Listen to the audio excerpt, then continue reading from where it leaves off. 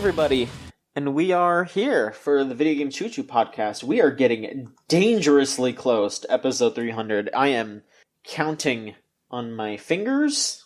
Two away. Yeah, two away after this. So we hope that you are anxiously awaiting and extremely prepared for the good content. I can't believe you didn't tell me you had 15 hands before now. I mean, there's a lot about me you don't know about, I guess. Have we told people what we're going to do for 300? No, I think we're just going to surprise them.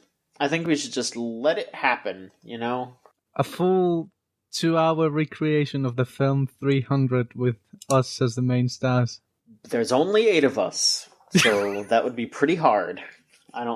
We have to hit 300 at least, because there's other people than the 300 Spartans, so... we could probably do some double duty, but, you gotta figure that out. Just run around really quickly to make it look like there's 300 of us. That's what makes it really impressive. Like, we pulled it off with 8 people. Alright, well, you know what? We'll figure it out. We have some time. We have some time to do it. Folks, it's me, John, your host, and I'm here today, this week, etc., with Walker. Walker, how are you doing?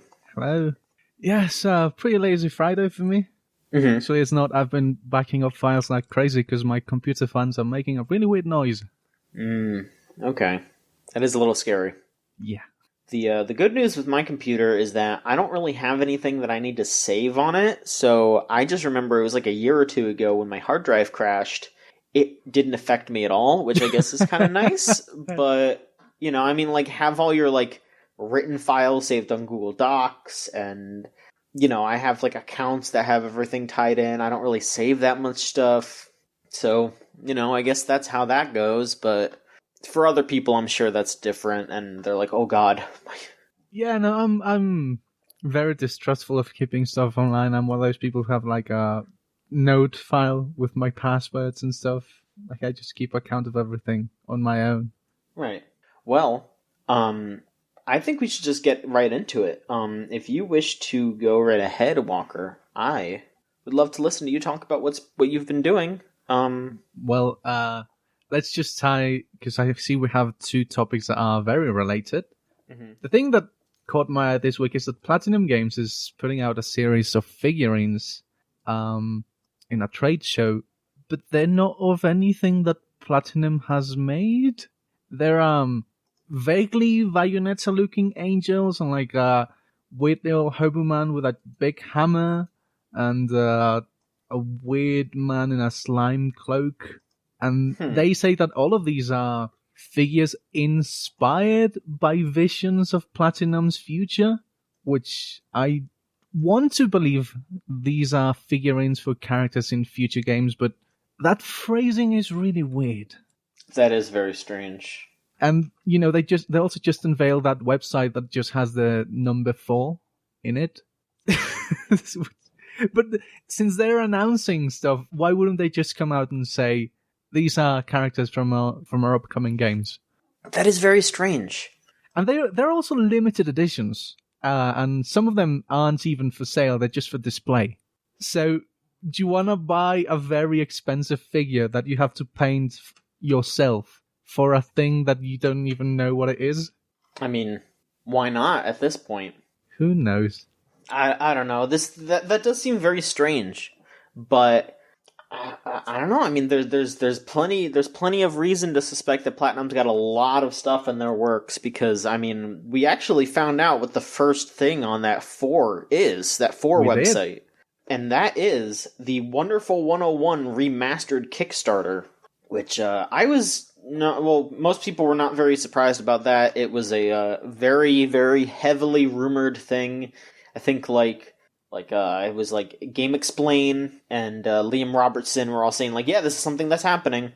And boy howdy, did it happen. I think within the day that it launched, it hit $1 million, which was how much was needed to, let's see here, double what they needed for the PlayStation 4 port, I think. Yeah, so they initially were like, okay, we need $50,000 to get a Switch version, which I think that it hit that in an hour, not even. Mm-hmm.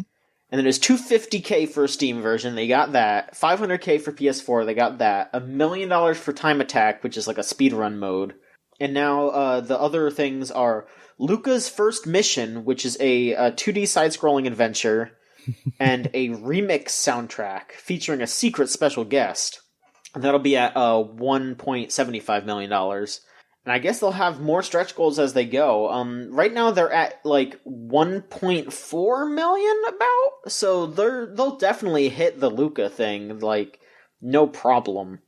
But man, it's kind of exciting. I'll be honest, I pledged to it because I missed playing Wonderful 101 on Wii U, and I kind of just felt like that was something that I should play. That's as someone who really likes Platinum games. I'm kind of mad at myself for not playing it before. So you know what? I'll throw some money at them for that.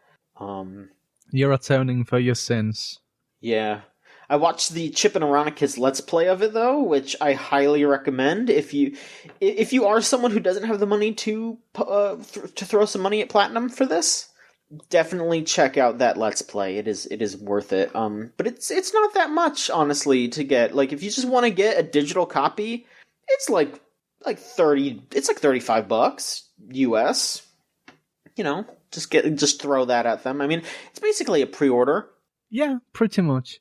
I don't know how much it would cost once it's up on like the Switch eShop or whatever. So it's probably like it'll probably be cheaper overall if you pre-order it through this.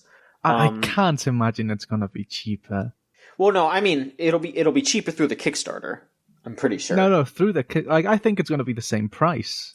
You think so? Because yeah, the thing with Nintendo is that they always sync up their eShop charges with the like physical version.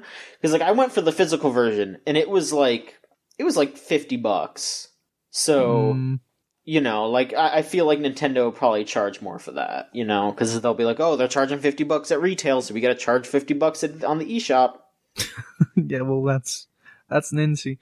You know, the thing about this Kickstarter is, like, it's both the most expected thing that it made its goal immediately, because Platinum is, like, very beloved company by its fans, but also, why the fuck is Platinum selling weird limited edition figurines and making Kickstarters when they have a bunch of Chinese money? It is a little weird. They pretty much said that they had to do this because Nintendo wouldn't have done it otherwise. Because, like, Nintendo published Wonderful 101, and they said, okay, if you want to put this on other consoles, you have to do it yourself. Like, Nintendo was actually ready to drop the money, do the work to keep it Switch exclusive, but Platinum wanted it on PC. Platinum wanted it on PS4. So, hey, they hit the money for it. I don't know. It's very weird. Like, people have been asking them, like, hey, how do you feel about, like, because they're self-publishing this. This is not through anyone else. This is self-published. And yeah, they did get that Tencent money recently, but who knows how much they needed, how much that Tencent money actually was, or how much that ended up being towards this. Because, I mean, if they have 3 more things they're going to announce, that money, you know, they can only stretch it so far. I just hope that they don't announce 3 more Kickstarters, because that would be really bad. Oh, no, that would be... I mean, like, I think, you know, Platinum Games have never sold particularly well. They basically existed on the good grace of every other big Japanese company hiring them to make stuff. And, I mean, there was that, and then I feel like they survived for a while off of those Activision, their yeah, third basically, party, that was their lifeline. But then when Nier came out, Nier Automata, they said that was such a big hit that they were basically on the green again, right? Like Kamiya came out and was like, Nier saved them. Yeah, like after Scalebound, we were like on the verge of a very bad place, and Nier Automata pulled us out of that. So like, we got in the green with Nier, and now we have Chinese money, but also please buy expensive figures and a Kickstarter to help us make what are very small projects, actually. Like, it doesn't really scan. Yeah, like, the Kickstarter has, like, a really expensive has like really expensive like rewards too. Like just getting a physical copy of the game plus a little like keychain adds like $10 to it. And there's like a jacket you can get for like $200-$300, like all that shit. It's a bit much. Let me look at the like exact numbers on here. I would rough. never accuse Platinum of trying to gouge people for money, because like if they wanted to make money, they would have stayed at Capcom. Yeah. But it does paint like a really weird picture of like where the hell are their finances right now? I don't know. Yeah, like if you just want to get a fucking CD soundtrack, you have to pay like $150 for just the soundtrack. How many discs? I mean, I guess multiple discs. I don't know. It seems way too much money. Well, I'm gonna buy it because I also wanted to play it, but I didn't have a Wii U. I'm glad it's happening, but yeah, this is a really weird thing. It's a very strange Kickstarter. Like, I absolutely don't blame you if you don't want to hop on it, but I mean, I did just because it's. I hope to be saving a little bit of money with the pre-order, and you know, I know I will enjoy this game, and you know, I wanted to get it on Switch, so it's fine. I'm not going to beat myself up for it. I'm not going to say that I fucked up, but also I get it. Do you have any wishes for the other three things? Well, I will say that this is something that a lot of people have pointed out, that the 4 is it is in the same font as the Drakengard logo. So if Platinum's making Drakengard 4, I would be very happy about that. I almost want to say that having shit gameplay is like a Drakengard staple. Rose is going to kill me for saying this, but it was also a staple of Nier, and then they made Nier Automata, so... And I know that Niall will argue with me about that too. So I'm on multiple people's shit lists for that, for saying that Nier has bad gameplay and Nier Automata has good gameplay. I can't win. I mean, I really like Drakengard 1, so I would love to keep that going. But honestly, I always want to tackle that up to coincidence. Like, I see after Nier, which had like a very big impact. Mm-hmm. I don't think Square Enix would see the point in reviving Drakengard. So you think that they would want to keep the Nier name because now that's like kind of a household name? I get that. I absolutely get that. I mean, yeah, I'd be fine if they just made another Nier. Yeah, I mean, they already confirmed that's happening, haven't they? I mean, I think Yoko Taro has just said he's making his next game. I don't think he's said what it is yet. Yeah, he announced that like realistic fantasy thing that he said is going to be competing with Persona, I think, in his mind. Sure. I'd be down for that. Yeah. I mean, I don't know. I'm ready for whatever he makes, of course, but I also just like, I don't know. We'll see. And I mean, Platinum's also, they're working on that like really basic looking game too. I don't even remember the name of it. You got that fucking like Babylon's Fall. Yeah, they're making that too. Oh yeah. That just, like, it looks like the same gameplay as Nier Automata, but, like, slower and less interesting. I'm gonna put Vanquish 2 in my wish list, and that's never gonna happen, because that's, like, their worst failure yet. Like, nobody bought Vanquish. Vanquish, honestly, I am not crazy. I'm not crazy about Vanquish. I know that's nuts, but I never got into it. Maybe I'll try it again, but I've tried it in the past, and I couldn't get into it. I don't know. It's my favorite third-person shooter. I get it. I just couldn't get into it. It's fine. I think the one problem with it is like it looks so crushingly generic. Yeah. Yeah, Platinum never loses its luster. Give them money now. Yeah. We'll see how that goes. So what other interesting things has gone on with you? Well, I have a fairly long list this week because I've been playing a lot of games. I bought and finished the Pedestrian over the weekend, which is like this little indie puzzler thing that also got kickstarted a few years ago. Mm-hmm. It's like very on its face, the selling point. You're a little stick figure that is trying to work its way through street signs. Right. So you go through like like wet floor signs and street lights.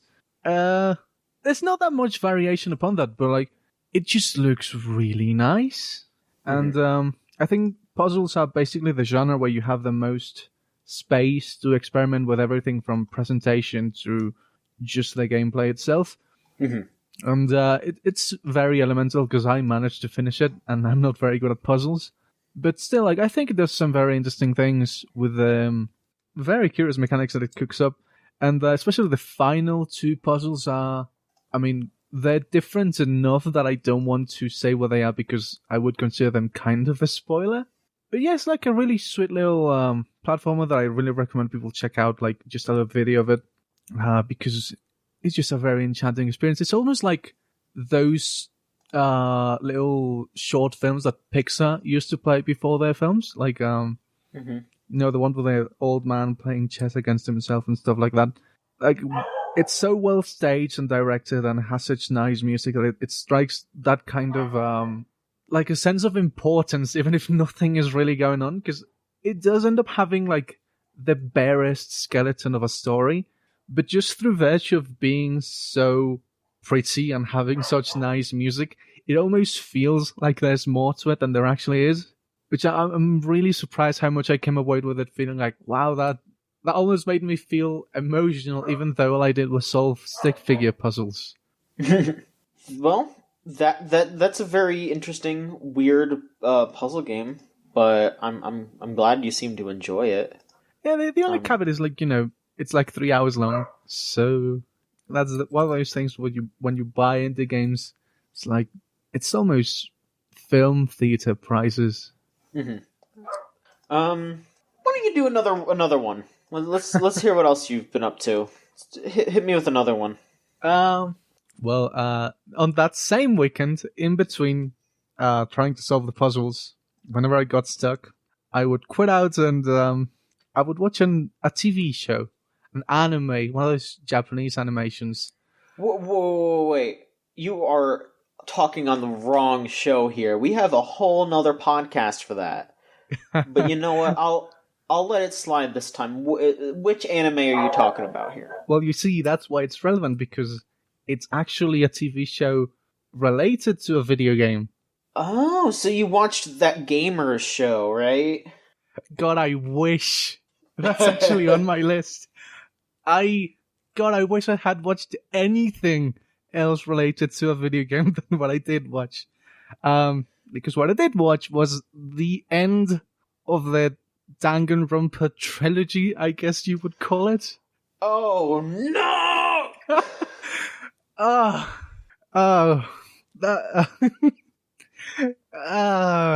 You can hear just how much it pains me to even think about. I'm like, okay, you're like the resident Danganronpa fan. I'm gonna ask you, what did you think about it? I thought it was absolute dog shit. I didn't finish it. You didn't finish it? No, I did. I got up to episode 5 on both of the animes and I dropped it. I think that's when I considered dropping it as well. But, my way of thinking is I'm basically 10 episodes into 24. Might as well finish it, right? Yeah. I can't really remember what episode 5 happens because I watched them all back to back, so I really just remember the numbers and then the sequence of events. But I can't really say you missed much. There's like 10 good seconds when there's one execution that's supposed to be like the very first execution that Monokuma did, and the actual execution is terrible, but when the victim enters into the execution chamber, the iron curtain goes up, and for those 10 seconds it actually looks like the art style from the games, with like the really strong shading and I remember. Thank you. Yeah, I remember when these designs actually look decent. Because that anime is so flat. Yeah, like people talk shit about the Danganronpa art style, and like I kind of get it. Like it was definitely something I had to get used to, but it's very interesting. Like in context, like I feel like I think the reason why people really dislike Danganronpa's like character art style is because they don't take it in context, and I know that's kind of an annoying thing to say, but if you look at those character models in context, like those sprites, just with those backgrounds, with that color palette, they fit a lot better in context. And most of the people that just are like, "Oh, it looks so bad," they're looking at it on Tumblr, where people are using it to like say that heterophobia is real and it's bad. So, it's you're seeing it kind of out of context. But that anime is very flat. It is extremely generic looking. The color is like, I kind of dig that they went for like a kind of sort of pastel look in the in the Despair arc. Like that kind of has its merits, but I don't know, it could be. So I will just say, I really, really, as someone who thinks that Junko Onishima is like legit one of the better villains of the generation, that anime ruined her. I think it straight up ruined her. Oh, she's probably the worst part of the show.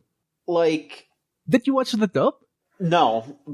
Oh, she's the dub just straight up destroys her. She's insufferable.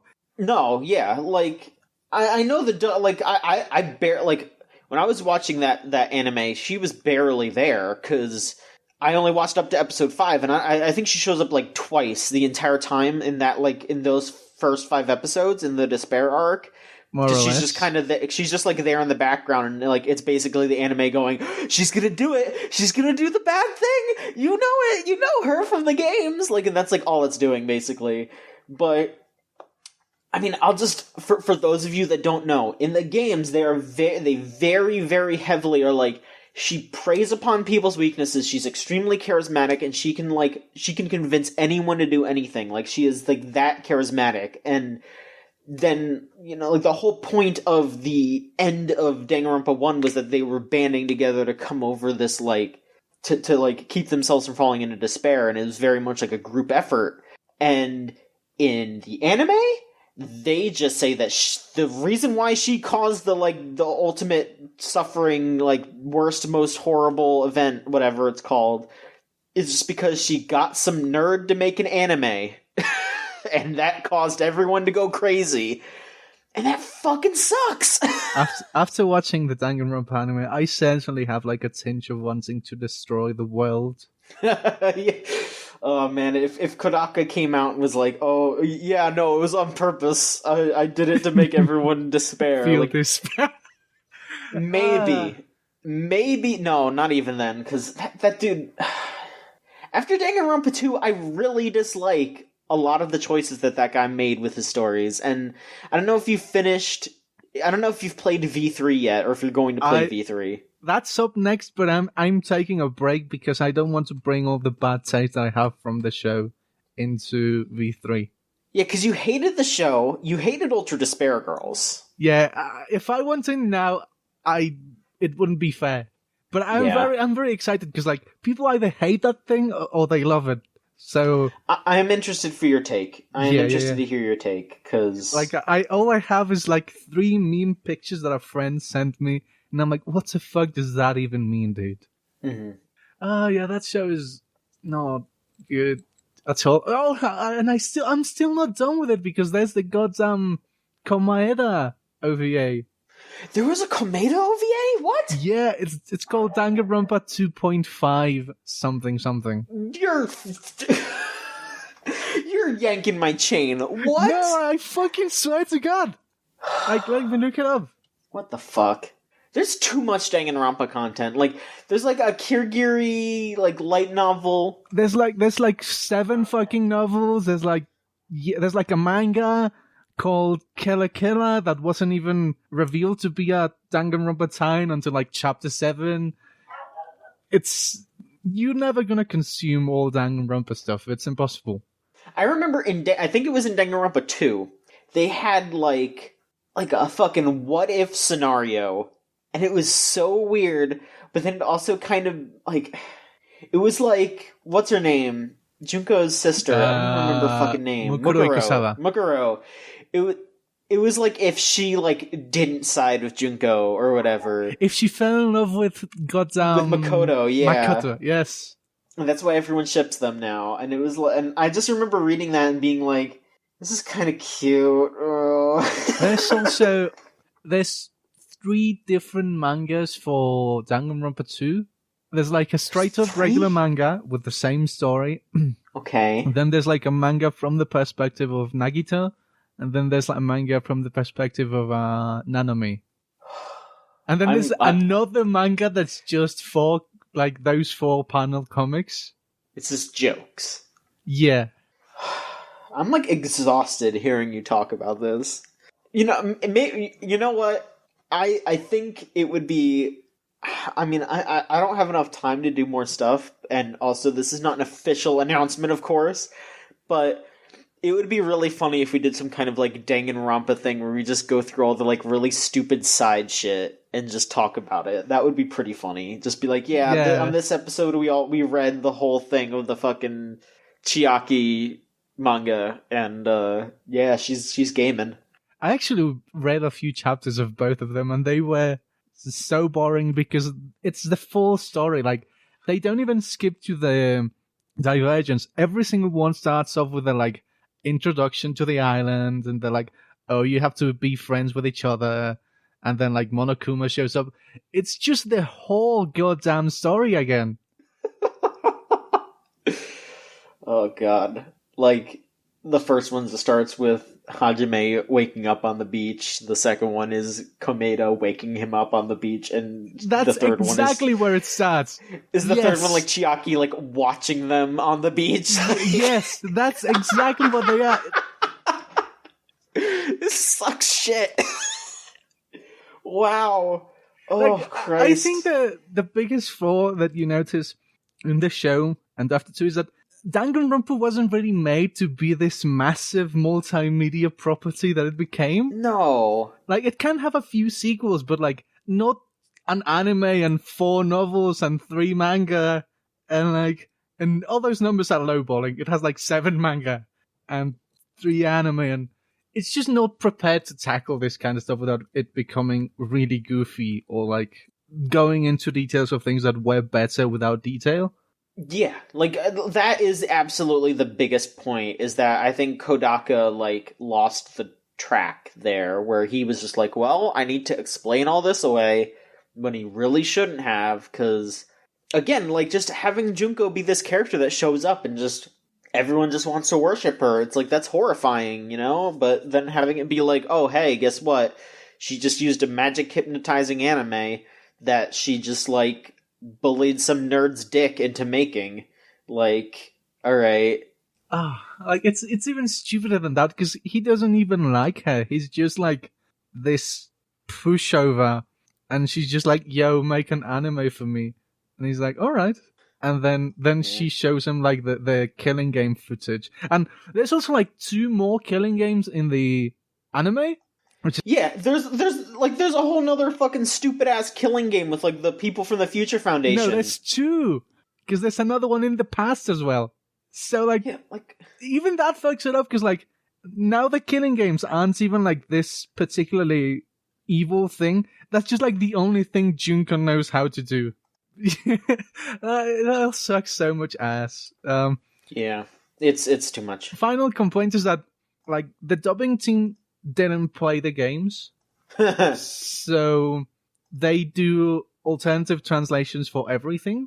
Oh boy! Like, you know how in the games they're like the ultimates? Well, in the anime they actually go with a super high school level like baseball player instead.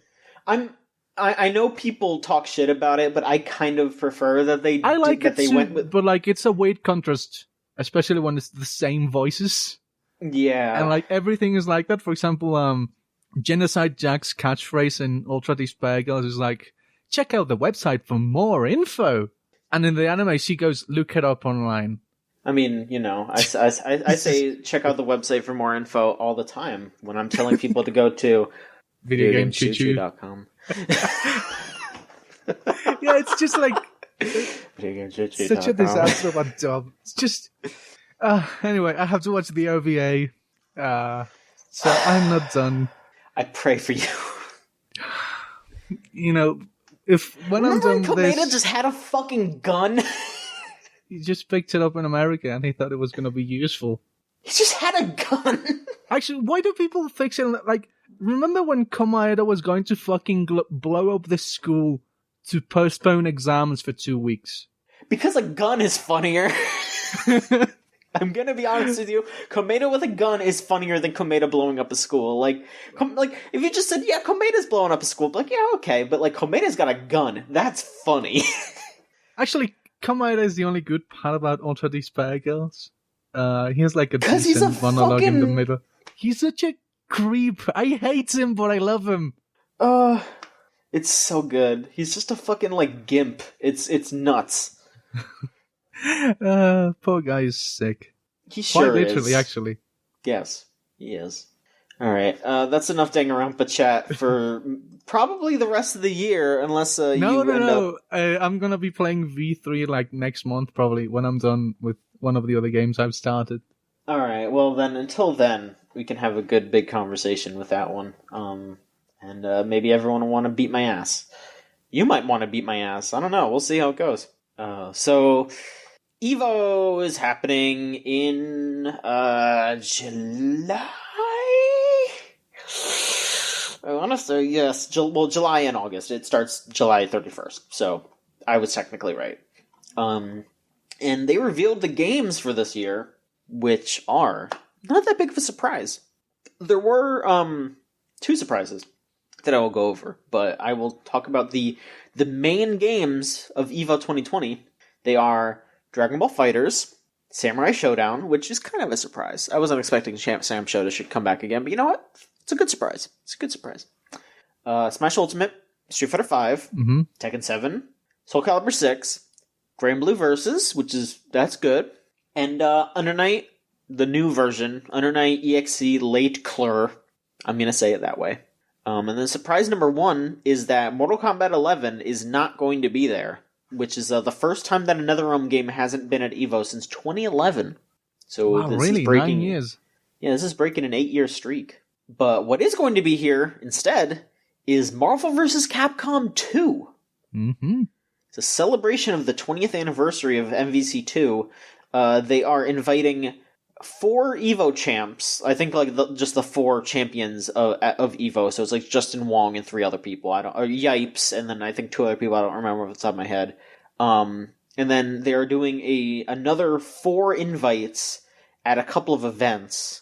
So there will be Marvel 2 tournaments to get into this Tournament of Champions. And that will be one of the main games at EVO. It's not going to be like a full tournament. It's just going to be those 8 players, the Tournament of Champions, which probably will be pretty fun to watch. I'm excited to watch that. Just no Mortal Kombat's the biggest surprise, I guess, but otherwise that's just a pretty standard list of what I would expect to see. I don't know how you would do this, but I want there to be a man going around shouting, "You want to learn how to do a fucking infinite light punch, medium punch?" That guy should have just been one of the people invited. Like they should have been like the 5th invite is the guy that did that video, the Iron Man Infinite. And the Ghost of Marvel. Yeah, the Ghost of Marvel too. Yeah, that guy that like ran at Chris G. God, I wish that dude should have got that game and won and just completely disrespected Chris G, because Chris G deserves to be disrespected. Fuck him. I love Marvel. I mean, there you go. That's 6 out of the 8 right there. Yeah. It's actually really curious to me that Disney is letting this happen, like with their arms, they could probably manage to make them feature, Infinite instead. But I mean, that's if they would like care. I mean, like, Disney cares about everything. They're assholes. I mean, I don't know. I will say they are saying that they're going to be playing the Dreamcast version, but I do know that there were some rumors recently that there was going to be some kind of Marvel re-release. So maybe Disney's doing this because they're going to re-release Marvel vs. Capcom 2? I would be down for that. Yeah, exactly. Like, I mean, it would make sense to be like, hey, yeah, it's the 20th anniversary, and Disney owns all those characters again, So why not be like, hey, Marvel 2 20th Anniversary Edition up on like Steam, PS4, Switch, Xbox. Like, just throw that all out there. They wouldn't have to do any work on it. That's just there you go. Here's the emulation. Done. Yeah. Slap GGPO on that thing. Ship it out. $20. Rake in the money. I'd buy it. Yeah. That'd be a perfect thing to show off at EVO. Just like, yeah, here you go. Like, release it right then. Be like, oh, hey, this Marvel tournament just happened. Also, it just ended. By the way, you can buy Marvel 2 on your PS4. There you go. Also, we can count on there being a Guilty Gear reveal, probably, of some kind. Oh, totally. Just based on what is here. So, let's see here. We got Dragon Ball FighterZ. I would not be too surprised if there wasn't another announcement there. Because, they're still announcing characters. Like, they just announced, like, Ultra Instinct Goku, so there's probably other characters they could do. Grand Blue Versus, probably, yeah. Because Cygames has so much money. Like, Cygames is still paying for Daigo's team. Like, Daigo's still on that, like, Cygames team. Yeah. So, they have all the money in the world. They're going to keep pushing that game like crazy.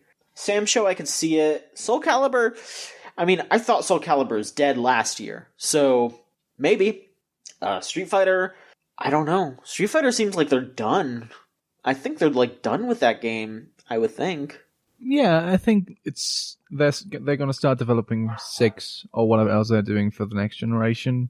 I mean, I don't even know if they're going to do 6 immediately. Honestly, I don't think they're going to announce it at EVO, but I would not be surprised if they didn't do another fighting game franchise for PS6 or whatever. Like entirely? I think they'll do Darkstalkers. I really think I think they'll do Darkstalkers because I don't think that's happening. No, listen. Here's what I think. I think that they will do Darkstalkers not because people want it, but because it is a lower risk thing, and because of how much they screwed up Street Fighter V. They'll put out Darkstalkers as this like lower cost, like it'll be a lot less like hyped, but they'll like experiment with it, and then whatever they do with Darkstalkers and whatever people like respond to positively, that will come to Street Fighter 6, and then whatever people don't like about it, they'll cut that for 6. I think that's what they'll do. Like, I think they'll do a Darkstalkers game to like experiment.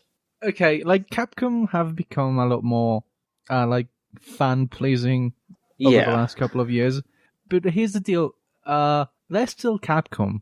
And Capcom is the champion of being assholes about bringing things back. Like, they are the people who invented the idea of buy this thing that you don't want, so we make the thing that you actually want. And Darkstalkers failed that twice. Like, they made the remake, and they were expecting that to be the gateway to a revival, and that didn't go anywhere. Yeah. I think they are very aware that Street Fighter V didn't really, do what they wanted it to do. Mm-hmm. But I don't think it's gonna be Darkstalkers simply because like they already gave up on that. Honestly, like if it's not 6, if it's not Street Fighter of any kind, like Alpha 4 or something like that, then I think they're gonna try to do like a new thing maybe. You think they'll do a brand new fighting game franchise? I mean, maybe like parts of me wants to say Rival Schools, but no, that's impossible. Rival Schools is lower than Darkstalkers because at the very least they can say, "Hey, this game's got Morrigan in it. We're gonna show you a bunch of new Morrigan shit." Like, yeah, that's why I said it's not happening. Like, Rival Schools is dead, but like, I think Street Fighter 6 is not happening like next year. Oh, absolutely not. I think it's gonna happen next generation, absolutely. Yeah, totally. You have like maybe Marvel again. Like, yeah, Capcom is in a really weird spot. Like, they were in a very strong lead with Street Fighter 4, and 5 just dropped the momentum. Like, they're not even the finishers at EVO anymore. Yeah, like Tekken's gigantic. Like, if we're talking like standard fighters, Tekken is eating Street Fighter's lunch, and then of course, like Smash Ultimate is 5 times bigger than that even, And I mean, say what you will about Smash not being a fighting game or whatever, but it's still gigantic, and that is still closing out EVO. it's an interesting time. It's definitely an interesting time, and I want to see what Capcom, because they are doing a really good job right now with Devil May Cry, with Monster Hunter, with Resident Evil. The fighting games are their weak point right now, and they desperately need to fix that. And I mean, I really think that my theory of them doing Darkstalkers as a sort of both a fan appeasement thing and also to test things for Street Fighter 6, I think that would be the best option. Like, I think they talked about on the Bombcast about it would be a good idea to just do the Killer Instinct model of just selling characters, like having a free base game and then selling characters. That would probably entice people, and honestly, I think that would be a really good idea for a fighting game in general. Just like let people test those characters, see how they feel, and then if they don't like them, they don't have to pay the money for it. Because it's like I only play a handful of characters in a game, you know. So why should I bother paying for all of them in a fighting game, you know? Yeah, that seems a bit too progressive for the Capcom I know, you know? I think... Oh, they're changing. They're changing a lot. And Ono's not in charge of that shit. So Ono doesn't have his job anymore.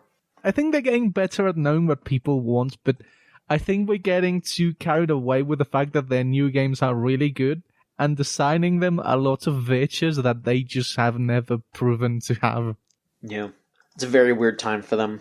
You know, another thing that's very likely is that they could do another Capcom versus something. Like, you know, they did Tatsunoko and Namco. Like, maybe they're just going to go for another crossover. What would it be with? Well, what's left? Like, it's not going to be a niche Japanese company, right? Because, I mean, Namco too, probably, right? Like, I mean, you think that they would want to do a Namco crossover in general? Like, not Street Fighter Cross Tekken 2? Because I don't think that they should do that. No, especially because they still haven't made Tekken Cross Street Fighter. Right, that's why, like, that's their crossover that's going to happen someday when they get around to it, but that's also on the Tekken teams. Yeah, that's like, their side. That's their side, yeah.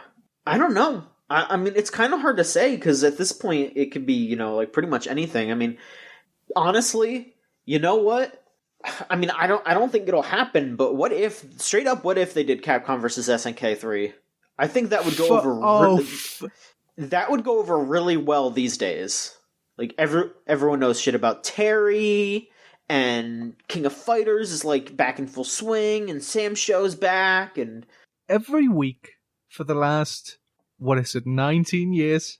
Every week, at least once, I hear in my head, Capcom vs. SNK 2, Mark of the Millennium, without a fault. Like, it's just in my brain constantly.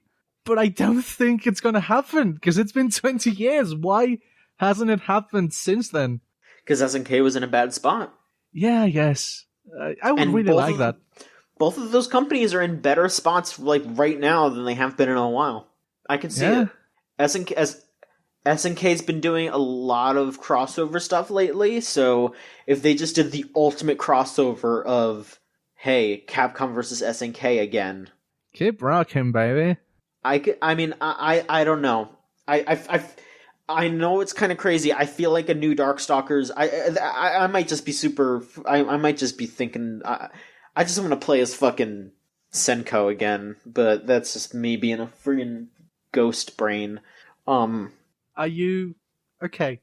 If you want a new Darkstalkers, though, you have to be willing for the 4 months on Twitter where everyone's gonna be angry about the outfit of every single of the main girls. Are you willing to go through that? Yes. Yes, I am. Nobody can say you're not brave. Because you know what? Honestly, people seem to like Morgan's outfit. Honestly, I feel like the only character that has, like, kind of a bad design is Felicia, and I'm not even just saying that on, like, a horny level. I just think that outfit's kind of lame. Yeah. Like, I think they could do a sexy cat girl better. But, like, Morgan and Lilith, like, they have sexy outfits, but it's like it's sexy in, like, a really, like, endearing way. And then I don't know. I'm trying to think of the other girls. Like, QB is just a B girl. And then Cinco's just in like an outfit. Like, I don't know. I feel like the quote unquote sexy characters are like Morgan, Lilith, and Felicia, and I feel like Felicia's the only. And I would like to see Felicia get a new outfit. I mean, I'd be fine if it was still like a sexy outfit, but it should be something that's not just like pasties. You know, it's just kind of boring. It's just bits white. Yeah, do something cute with her. I hope they bring back Bonnie Hood, because she's just such a psychotic bitch. BB Hood's got to come back. Absolutely. I love BB Hood. She's definitely got to come back. That's probably who I would end up playing, honestly. I'd probably play as BB Hood and QB, because QB's actually my favorite, but whatever. You know, yeah, because I was a bit too young to actually get into Darkstalkers when it was alive, so I mostly just know it from, like, you know, Marvel. Crossovers, yeah. I recently went back and played the remake a couple of years ago, and I was like, wow, fucking Bonnie Hood's the best! She is the best. There's this character in BlazBlue called Platinum the Trinity, and like her whole shtick is that she's an asshole that's just mocking you the whole fight and making fun of you. And like, I realize now that she's just a ripoff of Bonnie Hood. I think we've talked about the evil lineup long enough. We mostly just talked about Darkstalkers. Yeah, we talked about fighting games for a while there. But that's fine. What else is going on with you? Well, to not leave the fighting game note for a second, did you see the news where Sakura was like, absolutely have way too many Fire Emblem and Sword characters? Yes. And he was like, we did our best to distinguish this one, but there's just too many. Like, don't look at me, look at Nintendo, it's not my fault. Yeah, he straight up said, like, if it was my choice, we would not have that many Fire Emblem characters, we would not have that many Sword characters, it's because Nintendo chose the roster. I have the quote here, is, there are too many Fire Emblem characters, and there are too many Sword characters. I too understand. However, these things are already decided, so we move forward. The things I should be thinking about are elsewhere. Like, that's just the saddest thing. It's like, yeah, it fucking sucks, but it's my job. I have to do it. Please forgive me. I understand. And, I mean, he did the best he could with what he could. Like, he's, like, the Nintendo hires up said, you have to make another Fire Emblem character. And Sakurai sat there and went, okay, I'll make your Fire Emblem character. Best. But I'm going to make them as the least like a Sword character as possible. And, I mean, he did a good job. Like, Byleth does not play like the other Fire Emblem characters. They're not a bad character. I am fine with Byleth, and it is because Sakurai gave a shit and tried to do something different. But, yeah, I mean, now I just hope that Nintendo picked good characters for the second season, because... Well, I don't know if you've seen people talking about the rumors already. No. I'm not putting any credence into it yet, but the character that people are saying right now is friggin' Crash Bandicoot. That's the rumor right now, is Crash Bandicoot for Fighter 6. Well, I mean, I can see it, but I'm not the target demographic for that. But then again, yeah, I'm the only person in this side of the world who was more excited for the Dragon Quest guy than I was for Banjo-Kazooie. So I know that I'm alone in not caring for Crash. Look, there's going to be a character for everybody. Like, I was the most hyped for Terry. And yeah, me too. There's so many people that were like, we don't know who Terry is. But then there were people that, like, screamed and cried and shit themselves when they showed Banjo. And, like, I was super hyped for Banjo too, but, you know. The only thing I want people to remember is one of those 6 spots, one of them is for a Pokemon. Like, obligatory, mandatory, one of those is a Pokemon. One of those is a Pokemon, just like how one of those is from Fighter Pass 1 is a Fire Emblem character, so... Yes. Yeah. I'm guessing it's Inteleon. That's my guess, but, you know. Oh, I if I could choose, I would make it the Apple one. Appleton? Yeah. In a just world, it would not be one of the starters, but we do not live in a just world. I mean, Lucaria got in, and Lucaria, okay, so starter or legendary, because Lucaria's not a legendary, but it's like a pseudo-legendary. It's pretty, like, it was because that movie came out, like, right around the same time as Diamond and Pearl, and they basically treated Lucario like a legendary in that movie. So, yeah. Well, funny you say that because I watched the film, and this is me right now learning that he's not a legendary. He is not. He is a. Why did he get his own film then? I don't know. I could not tell you. I don't know why they pushed Lucario that hard. I think that they just kind of... Well, they did the same thing with Zoroark. Zoroark is also not a legendary. Was that new information for you too? I don't know who Zoroark is. Okay. It's... They just base movies around the, like, masculine furry bait ones. Like, Zoroark got a movie, Lucario got a movie. They must just think that people think they're cool. I don't know. I hate that you just made masculine furry bait Pokemon like a category in my brain now. And it makes 100% sense, right? It makes so much... I can name like 5 of them. Why did you do this to me? Because there's the masculine ones and the feminine ones. There's like Incineroar is like the representative of that. Mm-hmm. Yeah. Why did you do this to me? Because it's the truth, and you have to accept it.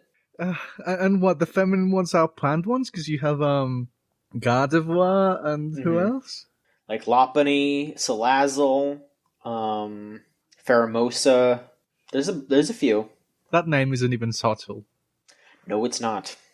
No, it's not. It likes to kick things with its long legs. Okay, yeah, there's the kicker. Mm-hmm.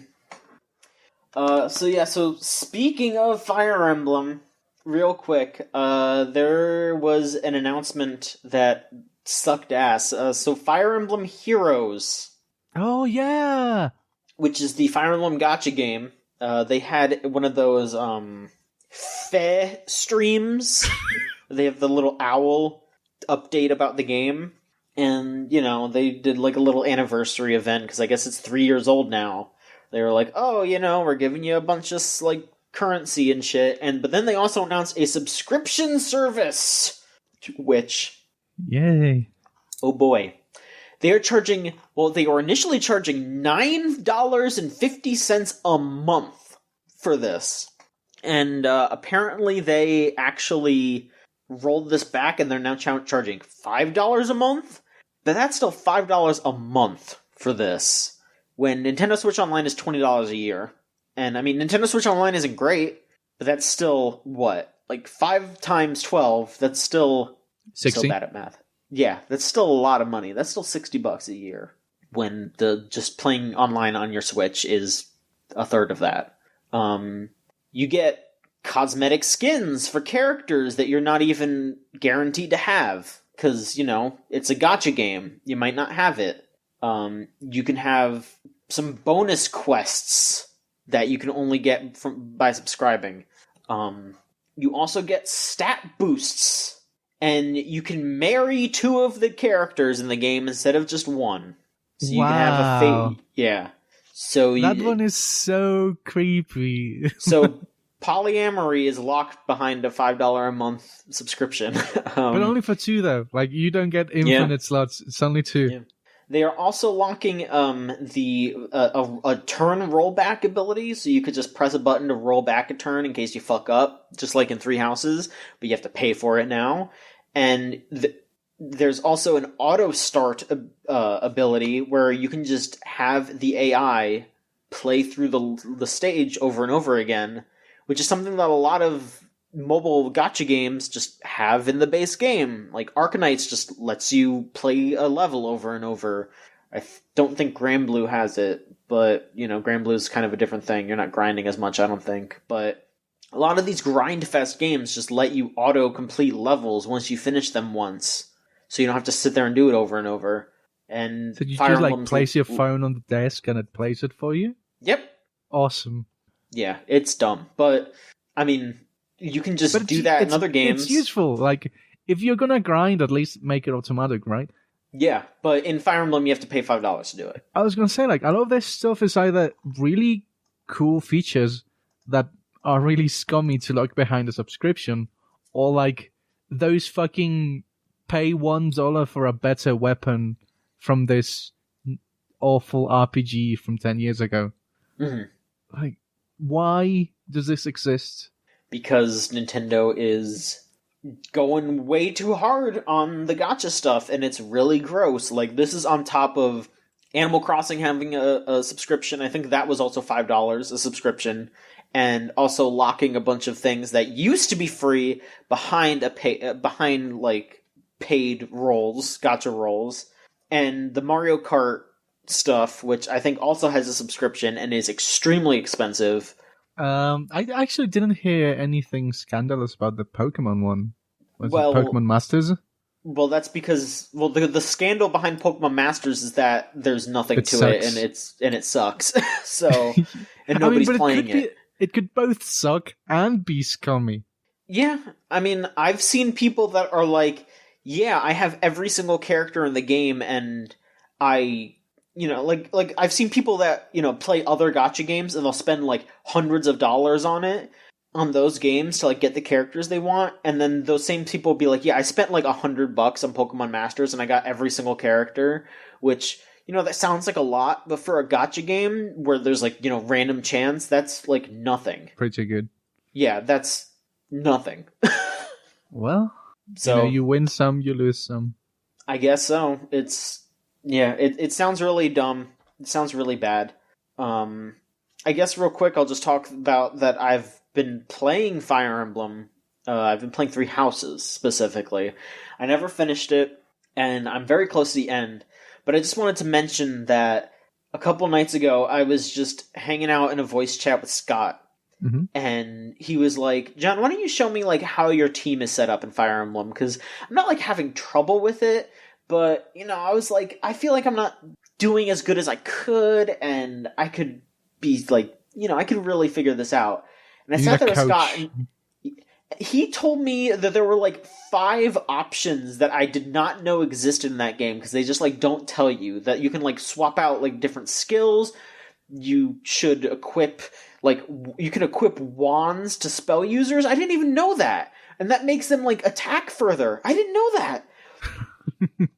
And he just went through like all these things that I could do, and then after I went through everything, I went into battle and I finished it in like 2 turns, and I was like, wow, okay. Oh, I could be playing this game well. Okay. So I did not know about that, and now, and I was also, I guess, teaching my students poorly, because I just like, how does that happen? Because I was focusing on their like innate skills, like I'd be like, oh, Edelgard's good at axes. I'll keep teaching her axes. And then Scott looks at it and he's like, dude, you should be teaching Edelgard how to do this. You should be teaching Bernadetta like white magic and archery, so she could be like a white mage archer class or something. I'm like, what? What the fuck? You see, I know about that because they talked about it in one of the podcasts. Yeah, I mean, I'm just glad that I can fucking I have a Fire Emblem sicko like Scott, because he has played that game like 4 times now. Wow. I lost count way behind that. I think he's on his 4th playthrough, but oh my God, he's probably going to play through it again once that DLC drops. So yeah, he really likes that game, and I guess he could just be my coach, and I can make my team stronger. Maybe I'll play through it again. I don't know. I don't know if I'll really want to. I know that's like kind of against how that game is supposed to be played, because you're supposed to get like the full story by playing as everybody. But also, I just very much agree with Edelgard, and I feel like having to play with these other characters that I kind of like don't agree with is going to be kind of weird. But you know what? Maybe I will, just to see what to do, and also to like recruit other characters. Yeah. But yeah, that's what I've been playing. What else is going on with you? I was gonna ask you, like, is there a point where you can save and like avoid yourself playing through the entire game again? Well, no, but no. So it's like from hour 1 again. Yes, but the 3 houses are different. Like you swap to a different like at the start of the game. you can pick a different character to side with, and it's a completely different story. Oh, like you choose sides from the first hour then? It's So like the in the entire first game is 10 different. it's in like the first 10 minutes. Okay. Yeah. So it's not like you're sitting there for hours and hours until there's finally a split. Like you pick who you're siding with very quickly in that game. You know, I've been thinking about this a lot. I don't know, I might write something about it because it's been in my head a lot the last couple of weeks. And we brought up Drakengard and Nier in this same episode. Like, that whole idea of play through all the quote-unquote endings to get the whole story, that's very bad communication on designers' part, because they're not endings, they're like pieces of a larger whole. But calling them endings makes it so it's very easy for a lot of people to just get one and then walk away. When that's not how they were designed at all to be played. Like, you know, like if you play Drakengard for the first ending, you didn't really play Drakengard, you quit halfway through. Same with Nier, same with like most visual novels, apparently same with Fire Emblem. Yeah. Like, well, the thing with Fire Emblem is that, because, you know, like in Nier, in Drakengard, in visual novels, there is usually like a singular ending that you can unlock once you play through all the routes. There isn't really one in Fire Emblem, and I mean, that's kind of the point, because there's not really supposed to be a singular correct answer, but, I mean, who knows with this new DLC? This new DLC might end up having, like, a singular right answer, kind of. But, I mean, and but that's the point of that game, though, is that I think calling it endings in Fire Emblem makes sense, because they are endings for those stories, and there isn't specifically, like, a singular path that you should take after you finish those. But yeah, I definitely know that when Nier Automata came out and I was telling people like, yeah, I got ending B or whatever, like people were like, geez, you play that game so much. And I was like, no, it's like, it's just another part of the game. It's very hard to like explain that to people. And it's not really anyone's fault. It's just the way it's that wording. It's the way that people think. They hear an ending, they think, okay, you played through like 12 hours Twice. of that game. You're going to do that same thing again just to get a different ending? Like, no, I played through it as 2B, played through it as 9S. There's a completely different story, you know? It's different. Different gameplay, different ending, yeah. I don't know about Fire Emblem, you know, because it depends on how the story is designed, but like, I have to imagine some of them are made in such a way that playing through another route changes the way that you interpret the previous routes, even if they don't unlock like a definitive true ending. So like, there could probably be a better way of telling people this text is written in such a way that you're supposed to read all of it. And then in some other cases, surely it's meant to be like, no, you chose that one and that's your choice. Yeah. Like, but we could probably communicate that better to let people know which is which. Totally. I think. Totally. It is very weird. So yeah, what else is up with you? What else have you been... Well, what else has been going on? I just know why, like, as soon as I got into the site, I suddenly started playing all the games that you all like, and not for that reason. But I started getting into Yakuza. Okay. Twitter made me think that I would hate that game, because all that you see of it in Twitter is, like, these really goofy vignettes that, like, yeah, they're funny, but, like, if a game were made of nothing but those, it would be insufferable. But, like, no, as soon as I popped in the game, like, from the first cutscene where, like, Kiryu's talking to this, like, debt collector guy, I was very taken in. Like, I think it's very well directed. I'm 2 chapters in, and I'm just really liking it. I'm very surprised by how well directed it is. Even the lower budget cutscenes were, like, you know, like, text boxes on the bottom of it, where it's more like, I guess, visual novel. Even those have, like, really good framing. I was expecting not to like it, but yeah, Yakuza 0 is really good. I'm like very early on to say more than that, but yeah, Yakuza is really good. Okay. Looking forward to putting 200 hours into it, because I know those games are monstrously long. 0 is pretty long. Kiwami 1 is not really. Those games have different lengths, but 0 is pretty long.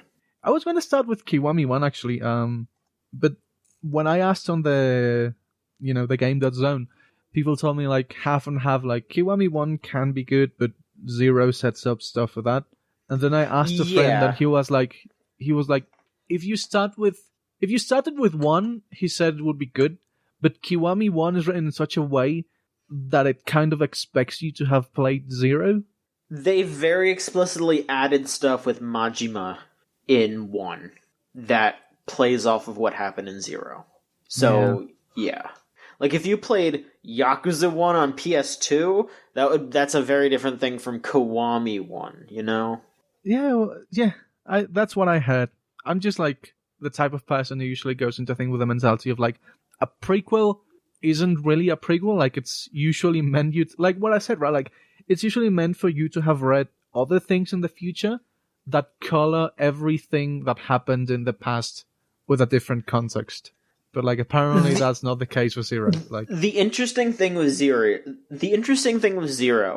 is that it is one of the only times I've seen I've seen a work of fiction do this, is that it's both. If you were a fan of Yakuza from the beginning, it recontextualizes everything before, but if you get into Yakuza with 0, then seeing the stuff that happened after that, like, it recontextualizes it, but then it's very interesting, and it's like, you know, it's sad.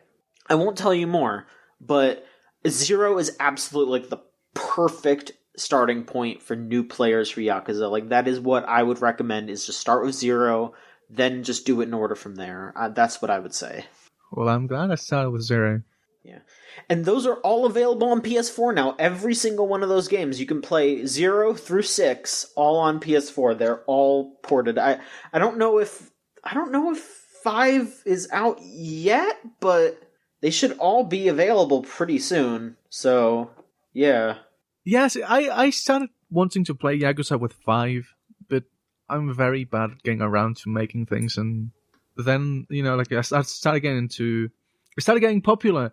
And, like, everyone shows you these, like, goofy karaoke sequences and, like, oh, a pervert meets you in the street.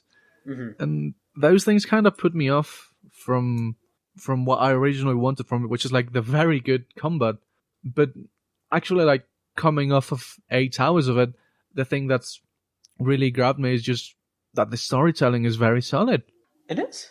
You could just go ahead and go through the rest of your stuff, because I am out of content to talk about, so what else is up with you? You know, have you played Hollow Knight? I have, and I recognize it's a good game, but also I kind of bounced off of it after a few hours, just because I didn't really like the map. Really? Wow, because, like, the whole time I've been playing it, because I started playing it, on Wednesday, I was like, John would love this. It's a Metroidvania. It's a fucking really solid Metroidvania, but I don't like the map, and I don't like the Dark Souls, like, having to go back and grab your souls or whatever. Like, I don't like that. If it didn't like, honestly, if it had either of those things, like, if it only had one of those things, I would probably be okay with it, but both of those things just turn me off of it. Again, it's like, I absolutely recommend, it's great. It's just not for me. What do you mean you don't like the map? Like, what's wrong with it? I just don't like that you have to find a dude in the environment to chart your map for you. I don't like that either. I think it should just be like Castlevania or Metroid, where you just, as you walk around, you fill in the map. Yeah, I think... Yeah, actually, like, I agree with both of those things. Like, I don't think the Dark Souls thing works at all. I know it's also a thing in MMOs, but what's the point, especially in an exploration game? And the whole map thing is like really annoying. I feel like it just slows you down a bunch. Yeah, and I think it works better in this one than it would in other games, if only because you can constantly heal yourself. Mm-hmm. Whereas, like, if you imagine that in something like Symphony, dying in a certain room doesn't mean much, because you could have made the crucial mistake like 7 rooms ago, and you just like limped your way to the place where you died. Like in Hollow Knight, that's not the case. You can constantly be healing yourself, but still, in an exploration game where you can get yourself in trouble real quick and go to a spot where you're not supposed to be, why punish you for dying out in the world? Like, you should be encouraging people to go and get killed in weird places. Mm-hmm. Yeah, I agree with both of those things. I just like it a lot. Like, I really like how wonky the physics of it are. Like the whole idea that every time that you hit something, you get bounced back super violently. Yeah, that is also a little bit much for my taste. Yeah. Well, that one I do disagree with because that's the part that I'm really into. Especially those like I don't know if you got to that part. There's like some fairly wide lakes, and the only way to get across them is to jump on enemies by downward slashing at them, and that makes you bounce up. Mm-hmm. I think that's a very interesting way of like treating mobility. Mm-hmm. I'm really sad that you didn't like it because I was like, oh, I think John would love this. I mean, I still have it. I have it on my Switch. Maybe someday I'll try it again. Maybe the sequel was called Silksong. Yeah, I'll give it another go. Like, it's absolutely my type of game, but it's just those like little things. It's one of those like cut by 1,000 paper cuts or whatever. I don't even remember what the exact term is, but death by 1,000 cuts. Yes, death by 1,000 cuts, not dying by a bunch of paper cuts. Dying by a bunch of... I mean, it's the same. It would just be more painful because paper cuts fucking hurt. Ugh. I don't know. We gotta move on. I don't want to think about paper cuts anymore. You know what's the last place where I heard that expression? What? The ending of Danganronpa 1. We're really going in circles today. Why don't you tell me about... Did you talk about Monster Hunter? Yeah, well, I put in like the first 5 hours into that because I have a friend who's into every single Japanese game you can think of that takes 7 million hours to play. Mm-hmm. He's into those. And back in the day, he fooled me into playing Freedom Wars with him, and now he's gonna make me play Monster Hunter with him. Mm-hmm. So I've been playing like the first 10 hours of that, and good God, there's so many fucking menus in that. It's scary. And the thing that terrifies me more is that every time that I bring it up to him, he's like, oh, it used to be worse. Like, I like it, I'm liking it a lot, but it baffles me how such a complex game became like the best-selling thing in Japan. Sometimes people like to think a lot when they're doing stuff. Yeah, I guess, but like, you know, usually complexity like limits the amount of people who want to get into something. But no, I guess Monster Hunter is immune to that. I guess people just really like making armor out of dragons. Mm-hmm. But the thing I really liked, it's actually the thing that made me buy it in the first place, like 2 years ago, and I never played it, is that the thing they never tell you is that the Hunters are actually an ecological organization. Like, they're a preservationist society that takes out invasive species to preserve ecosystems. And that's like a really nifty thing that we don't really see much of, I don't think. Like, yeah, even other hunting games is more like real world hunting, like, oh, just go kill that thing for the pelt. But like, they don't, it's not like an ecological game, but like, I think it's a better framing. Like, it contextualizes all this, what would be very gratuitous violence into, like, yeah, go take care of the environment, you Dumbo, because it's important. Mm-hmm. Yeah, I mostly just added there because, like, I want to illustrate that I've signed myself up for 3 different games that all take like 50 hours to complete. You're busy. Yeah. Extremely busy walker up in here. All right, is there anything else you want to discuss, or shall we move on to questions? Let's move on to questions. Okie dokie. If you want to send in a question, go to videogamechoochoo.tumblr.com/ask, and you will sound like these fine folks right here. Shulis asks, which video game character has been banned from the most restaurants? Kirby. Wow, that's a pretty direct and most likely true one. However, my question is, I mean, I'm trying to think about the anime, because usually Kirby, I mean, in the anime, Kirby kind of was like, oh, I'm gonna eat everything, but then usually when someone like that he cares about is like, no, Kirby, don't do that, he's usually okay, you know? Like, I just think someone has to tell him, like, no, Kirby, you can't go in there and eat everything, you can only eat what you order. He's usually pretty well behaved. Yeah, okay. He's a nice boy. He has manners. Yeah. I trust Kirby.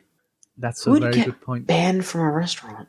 Who else eats like a month? Well, I mean, if you know, like, people say he counts as a video game character. Goku. Goku would absolutely be banned from restaurants. He definitely wouldn't hold back. I mean, and then the problem is that Goku wouldn't have the money to pay for it. like maybe like because like maybe he could call up Hercule or Mr. Satan to pay for it. Because like Vegeta would do the same thing, but he's got Bulma's But money. Bulma He can could pay, order as yeah. much food as he wants. What's the name of his father-in-law? Who, The king the of Ox the King? mountain? Yeah, the Ox King. There you go. No, but I remember they ran out of the Ox King's money. They ran him dry. So then after Did that, they? yeah, there was a bit where they were like out of money. But then Mr. Satan. Why do I keep wanting to call him Hercule? But then Mr. Satan came in, Because that's and what now you used to call them. yeah, Back in I the know, day, but like wasn't it's it? been years. But Mr. Satan like pays for him now to live. Basically, like Mr. Satan just pays all their bills because he doesn't want it to come out that he didn't defeat Cell. Okay, but those are cheap answers though. Like, who's the actual like purely video game character who would be banned from the most restaurants? So I think you're tackling this from the way of would be annoying to feed. What about who would be annoying to serve? Who would just be completely awful as a customer? Oh, Dreadful I mean that's customer. way too many. And also, I'm thinking like you can't pick like any monsters. You know, like just being like, oh yeah, like the Rathalos would be banned from a restaurant. Like no, you know, it's got to be like a human character. Or equivalent, so you know, like it could be like an alien, like a humanoid alien, you know, like a Mass Effect alien or something. I bet they don't let Ryu into a restaurant. Oh no, because he doesn't have any shoes. Yeah, no shirt, no shoes, no service, and I mean, he'd probably be really stinky, and he probably wouldn't pay very well. He wouldn't tip. He'd probably challenge someone to a fight in the middle of the restaurant. Yeah, he's not allowed in a restaurant. I don't think. He'd be kicked out. Really none of the fighting game people, because those pick up fights everywhere. There's some characters I think would be like, no, we gotta take it outside. Like, but Ryu, I think Ryu would just like, he has no sense of, this is a place where you're not supposed to fight. In BlazBlue, there's like 70 different routes, but one thing that's always canon is that you take this cat girl out to dinner and then you both dine and dash. So Ragnar would be Ragnar and Taokaka would be banned from at least one restaurant. Yeah, that's not surprising. I'm you know what? think. Wario probably, because he's probably stinky as all shit. Yeah, Wario definitely. I mean, I could see the thing with Wario is that I feel like he probably pays for his meals. But he absolutely doesn't tip. Like that he's definitely one of those people that's just like people would be like, "Oh, so you don't believe in tipping is because you think people should be paid more?" And he'd just be like, "No, I don't believe in tipping because I don't care." Wahaha. Like he just wouldn't tip anybody. But yeah, I think he would probably thinks of himself like as a hardworking, like self-made man. Exactly. I have my own company. You people can have your own too. Yeah, even though he's out there just calling in favors from his friends and not paying them, even though he's making a bunch of money. Like, yeah, Wario's bad. Gotta think of one more bad character. Because, like, there's some characters that are, like, you would think that they would cause trouble, but they'd be, like, nice and they'd pay and all that. Like, you know, like Geralt. I bet you'd think that Geralt, but Geralt's nice. He'd pay for his food. He'd tip well. He'd be nice to people. You know, he understands that he can be a gentleman. He's pretty much in the service industry. Like he's getting hired by people to kill monsters. He'd be like, look, I get it. We're in the same boat. Don't let them walk all over you. You know. I absolutely. That's what I think. Geralt would be very nice to the service.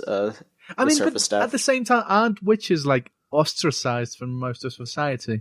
I mean, yeah. Well, okay, yeah. He would be mean if they were mean to him, but if like the waiter was just nice, you know, and they're just like, yeah, you know, I don't care if you're a witch or you're a customer. I'm nice to you. Like Geralt would appreciate that absolutely. I have like the answer to this question probably depends on logistics. Mm-hmm. Depending on how many restaurants there are in Santa Destroy. Probably Travis, because that town is small enough that he can have a reputation as being a dirty creep. Look, I'm gonna work a little blue here, and I'm just gonna say there's got to be at least like at some point someone probably had to clean up a weird stain on a bench or something when Travis Touchdown came through a restaurant and he was not allowed back there. Like, I mean, and you know that guy. Like, now he does, but he definitely didn't always shower constantly. no, yeah, he smelled bad. He fucking just yanked pud in the middle of the restaurant. Probably, he's a fucking crime man. Yeah, Have you seen the fucking t-shirt he's wearing? I mean, it's kind of hard not to because he wears it every day. So yeah, foul man, and he also absolutely dines and dashes, no question. Oh yeah, but I feel he'd get caught as well. Like he doesn't do it successfully. Mm-hmm. Like he thinks he's slipping out the front door, and then Nope. someone's like, "What you doing?" And he just doesn't care. He just run. And like it's not even like he could like sneak in like, you know, like some other time or something, because like everyone knows who he is. He's fucking Travis Touchdown. He's got the blazing red jacket, spiked hair, sunglasses. Like everyone knows who he is in town. You know, it's like, oh, it's that fucking creep Travis Touchdown going around buying hentai, stealing food again. Doesn't tip. Unbelievable. I, as a joke, friends send each other outrageous things all the time. Of course. And sometimes it's hentai, and I'm like, who the fuck actually buys hentai? Travis is one of those people who actually buys physical hentai. Oh, yeah. Yeah, absolutely. So speaking of No More Heroes, Anonymous asks, can you, to the best of your ability, recreate the scream that every enemy does when they're killed in No More Heroes 1? My spleen! I think they mean the one where they go like, ah! I think that one. So that's my attempt. I actually don't remember that one, and I've played that game like 7 times. Yeah, it's just like an ah! I don't know. Like that's about as good as it could be. But yeah, like, help me, boss! Yeah, like Getting your jellies. The best one in No More Heroes 2 is definitely when you're like fighting the like big dudes and they go, trouble in your virtual world. That's the best one. I forgot about that. Yes. That one's so good. I think about that all the time. I'll just be like walking around town and I'll just think, trouble in your virtual world. Just those games so rule. Yes. I was gonna say, we really need to do something when No More Heroes 3 comes out. We really do. Harlequin Wheels asks, what is your favorite first enemy that you encounter in a game? How do they change / grow as their game or series progresses? So I'm guessing he means like, like for example, a Goomba. When you run into a Goomba in Mario 1, how is that different from running into a Goomba in like Mario Odyssey? I guess that's the question there. It's a good question. Favorite first enemy? That's a hard one. First enemy? Because it's not like first boss or anything. It's like the very first enemy.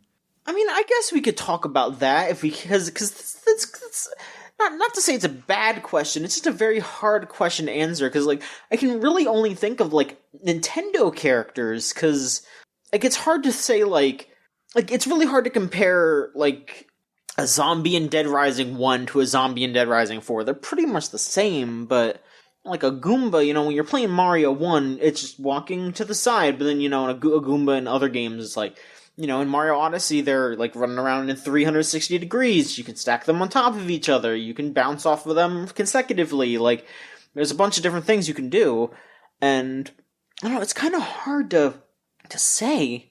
I don't know, like, there's like the Norks in Spyro, like at the beginning of the game, they're like just useless guys that run away from you in those like army hats, and then by the end of the game, they have like grenades and shit. I guess that's my answer because the Norks just get fucking wild by the end of that game. I don't want to spoil how the Norks are at the end of the actual game. In Nasty's world, because that'll be in like a month or two. You all will see that in the Spyro Let's Play. That's an album title somewhere. Nasty's World, yeah. Yeah. All right, do you have an answer? Well, like I said, like first I thought bosses, and my mind immediately went to Vile from Mega Man X, but like he's not the real first enemy, right? I would I'd say But you could talk about Vile, especially because he shows up a bunch in the series. Go yeah, ahead and talk about Vile.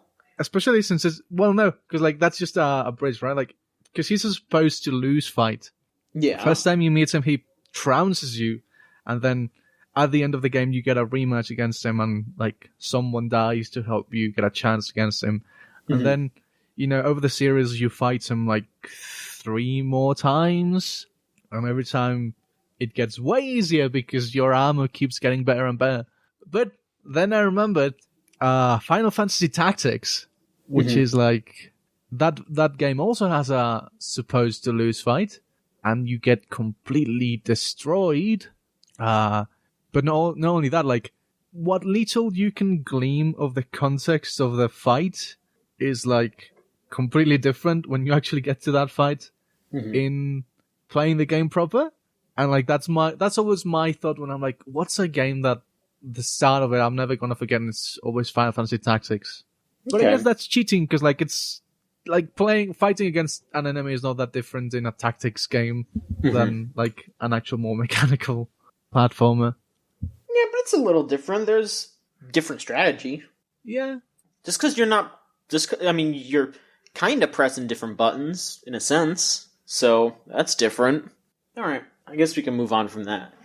Anonymous asks, will Ready Player One ever get a sequel? For the love of God, I hope not. I mean, yes, but not now. In like 30 years, and it's gonna be like remember Minions and remember what's the thing that kids like to it, like TikTok. Like, I don't think it's gonna happen. No. Remember Undertale? Yeah, I do remember it. It's very good. Like, no, I think it's gonna happen. Absolutely. Okay, someone asked about the secret ending to Kingdom Hearts 3. I don't know enough about it, and because Rose isn't on here, and also I kind of don't want to spoil it, so I'm sorry to the person who sent that in.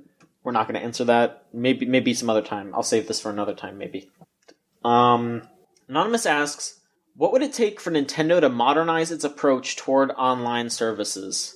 That's the question of the week, isn't it? Yeah, I mean, the thing is they don't have to, because people are going to pay for it no matter what, because we're all idiots. Yeah, I was going to say the same thing, like, and I said this in the Chooch chat when people started sending the links about the subscription. Nintendo works on Nintendo knows that the people who buy their products are always going to buy their products no matter what. Like, what's at stake for Nintendo is the mainstream audience, but they have a very loyal and constructed fan base, of which I'm part of. Yeah. But that means that they don't have to be as flexible as something like Ubisoft, right? Like, there's no Ubisoft superfan. Yeah. Ubisoft makes its money from a million different moms buying a million different copies of Assassin's Creed every Christmas without even really knowing what they're buying. But like, Nintendo people know they're buying Nintendo and know that if they want to play Smash Online, that's what you have to pay for. So what it would take is for that Nintendo loyalist money to go away and putting them in a very, very vulnerable spot where the options are either disappear, get bought by another company, or like try and meet people actually halfway. Yeah. It sucks because there's so much about Nintendo's games that I love, and it really feels like there's something about every release these days that is a big detriment that you just do, that makes it so these like 5 out of 5 games that you would just love to talk about as like, oh my god, this is incredible, I want to tell everyone to play this. There's always something that makes it like, but there's this really crappy thing, like something I completely forgot to talk about on during the news. There's that news with the Animal Crossing thing where you're gonna have to have a completely separate like save backup feature with the Switch Online, which I kind of understand why, because they don't want people to like do like weird cloning stuff or like, you know, do like save manipulation. But at the same time, you can only have one island on your Switch. So if you're trying to play with your family, and if someone doesn't want to just be on your island, if someone wants to have a separate save file that is just theirs, they would have to have a completely separate Switch and a completely separate copy of the game, I guess. So that sucks. That does suck. And that's such a huge, that's a huge stain on something that like everyone's looking forward to, and I'm sure it'll be a really fantastic game that people will very much enjoy. But like, what a bummer that is for people that just want to play that game by themselves. If they have like a family that shares a Switch, they shouldn't have to go out and buy a separate Switch just for themselves. Yeah, go and buy 3 different Switches so that mom, dad, and the sister can have their own islands as well. Yeah, because, playing that game by yourself is very different than playing it, as a together, because, if you log on and you pick all the fruit, if someone else logs on later that day, they don't have access to that fruit, If someone buys something, they don't have access to that later. I mean, you said they did that maybe to prevent cloning? Is that really an issue? I mean, it's more like save data manipulation and stuff like that. I don't know exactly. This might be Nintendo trying to prevent stuff, because who knows what people can come up with, I think it's just more of like a preventative thing than them knowing exactly what it is. But it's still a bummer. Like, I get why they're doing it, but it's still like, come on. Because I bet it would be pretty easy also to just have because it's like you can have multiple accounts on your Switch, so I'm sure that there would be a people save that per account. Yeah, if they had a save per account thing, then I bet there's people that would just go out that would have that would just be playing by themselves, and they would have 5 accounts, and they would just hoard all these items and just shove it all into one account, and they would have infinite bells on the one account, and they would just be able to do what they want. But it's a single player game, isn't it? Yeah. It has some online component, but nobody cares about that. Do they make money from microtransactions? Is there a reason? Not that I know of. It's just to screw you over because you shouldn't do this thing that doesn't affect anyone. Yeah, for Pokemon, for Smash Bros, for competitive stuff like that, sure. But yeah, you're right. Animal Crossing is a collaborative game, but it's not competitive. So if someone's hacking their stuff, it's just I have more items. On that same note, there was a lot of debate around the Pokemon DLC that's coming out. And, obviously the people discussing that were the Pokemon superfans. But as someone who's more of a casual, that's definitely a go fuck yourself for me. Because, now I have to buy both the game and the DLC. I can't just wait for the, Emerald version and play the full package. I have to buy 2 things now. There's the argument that this would be cheaper than buying the Emerald version, but... Not with Nintendo games never going down in price. Yeah, because it's because you'd have to... you have to buy the base game and the DLC instead of just one if you're waiting. If you normally buy both, then it's cheaper, but if you only want to buy the one, then it's more expensive. You are right. Nintendo. Mm-hmm. They make really good games and they suck at everything else. Yeah. Their problem is they are very married to old ideas, and they're very conservative, and they have to answer to a bunch of just as conservative, if not more, stockholders. That is their big problem. What was that quote from the president of Nintendo back in the day, who said that the PlayStation beat the Nintendo 64 because people decided they wanted to play all alone in their houses instead of with friends? Yeah, they wanted to play sad games alone in a dark room. But you know what? He's fucking right. My last question. If you want to send in a question, is videogamechoochoo.tumblr.com/ask. Solon wrote in, hello Solon, and said, hello. Good friend Chris Schulis, who we answered Schulis' question earlier, just posted a picture on Discord of the button-down Pokemon dress shirt he got online, and it looks very nice. And that is true. Schulis did look very nice. Yeah. What game character would you like to covertly as possible wear on a patterned button-down dress shirt? So, if they were going to make a dress shirt just like one of those Pokemon ones for a character of your choosing, doesn't have to be a Pokemon, what would it be? That question is kind of cheating because I've said that like I make it a game for myself to try and dress in very referential ways, in ways that normal people will notice. Like, Right. that's not really a question for me. So I'm gonna go for like a stupid question, like a stupid answer, which is like a Monokuma shed, which was like half white and half black, with like the red eye over your heart. That would look pretty decent. So I'm just gonna tell you, I have a Monokuma shirt that is that, basically. I mean, it just has Monokuma's face on it, so it's not subtle, but I have that shirt. Okay, well, yeah, because it's a good color combination, like black and white goes with everything. Mm-hmm. It's a nice shirt. Also, like, bad answer, but like in a way that's a better answer. Those stupid button-ups that are just Dragon Ball Z characters, and they're always like size 70. Yeah. What about you? I would love to have like some fighting game characters, maybe. I mean, definitely like a subtle thing. I would love something that's inspired by like Faust or something. I would love to wear like a Faust, like have like little like Faust heads like patterned up and down the paper bag head. I think that'd be pretty cute. I bet there could be some cool designs like based on characters from Persona. I bet the Persona, like even just like color schemes from Persona would be really, really well done, I think, on a shirt. Like the black and red from Persona 5, the like yellow and green from 4, and there's just like the different shades of blue from Persona 3. And then I don't know what the other Persona colors are. I'm sorry, I'm a bad game player. I don't know what the Persona 1 and 2 colors would be.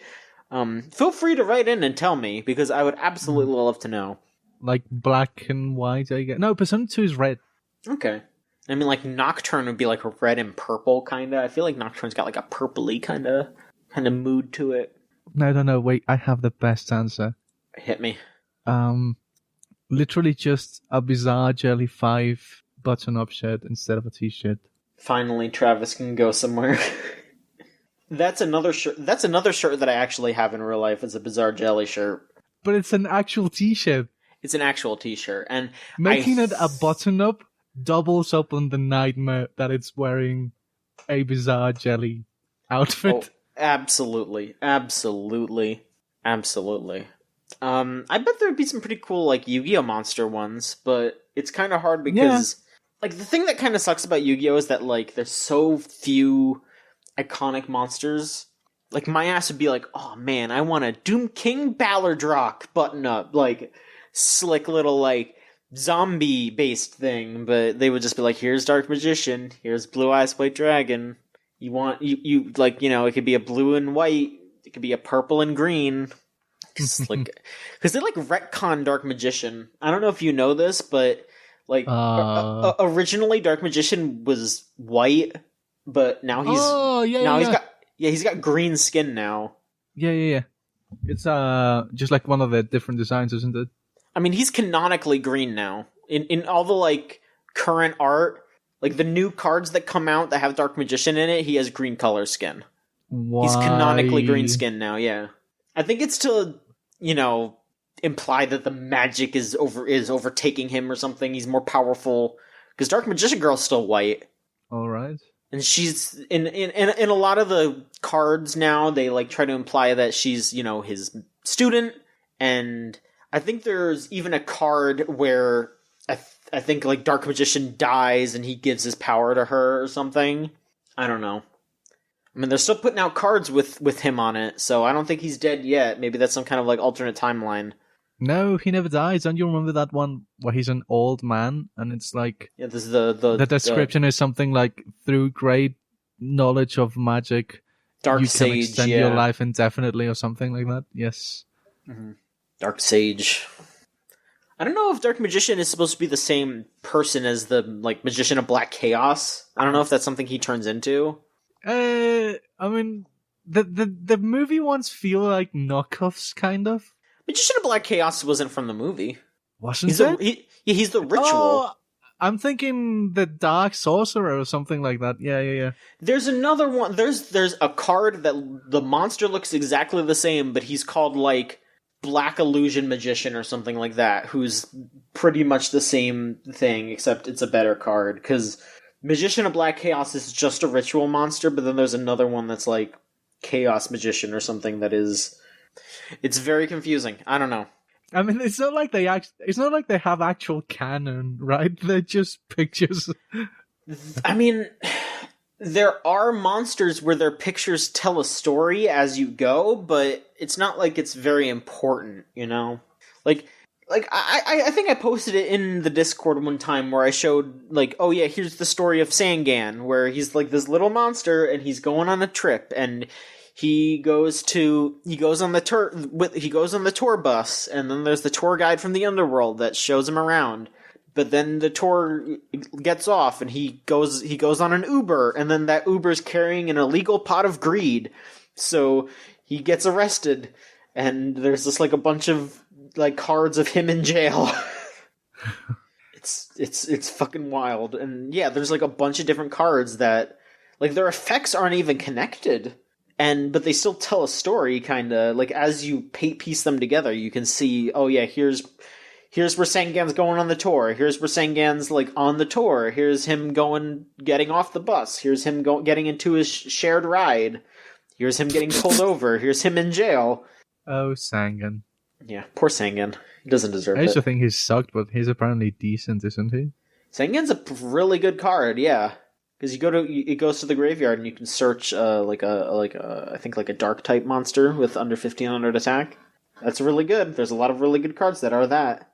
Anyway, the answer to which video game button up would look better is Sangan is a really good card. Yes, that's the answer. That's Video Game Choo Choo, everybody. We talk about whatever the hell.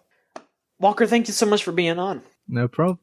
This was a fun episode. If you want to keep up with us, go to @VGChooChoo on Twitter, videogamechoochoo.tumblr.com on Tumblr. We have our Facebook. You just search for Video Game Choo Choo. We have our YouTube channel. Search for Video Game Choo Choo. And we have our Patreon. If you want to give us money, which you can do once a month, $3. That'll give you early access to Sekiro, Choochers Cry Twice. John and Rose play Spyro the Dragon. That's me, I'm John. We play Spyro. Chuchigatri Unlimited Train Works, which I'm also on when we talk about anime. We talk about it more than we did this episode, so that was just a little taste for you. If you want to hear more anime talk, it's on Chuchigatri. And maybe more stuff in the future. We'll see. Yeah, it's just $3 a month to get access to everything. Isn't that crazy? $3 a month. What a deal. That's a deal. And finally, thank you to Melt Channel /Magic Circuit for a theme song Crush off the album Magic is Real. If you want to listen to more Melt Channel, it's meltchannel.bandcamp.com. Or listen to their new stuff, Magic Circuit. It's all on Spotify. And also come hang out with us on Discord. I almost forgot about that. Come hang out with us on Discord. TheGameZone.zone. Type that into your web browser, and that'll bring you straight there. There you go. You can find me at John_Machonsky, MICHONSKI. That's on Twitter. Walker, what about you? Where can we find you? I'm on Twitter at PunkParfait. It's a very good name. That should do it. We will be back next week with another episode of the Video Game Choo Choo podcast. So long. Bye.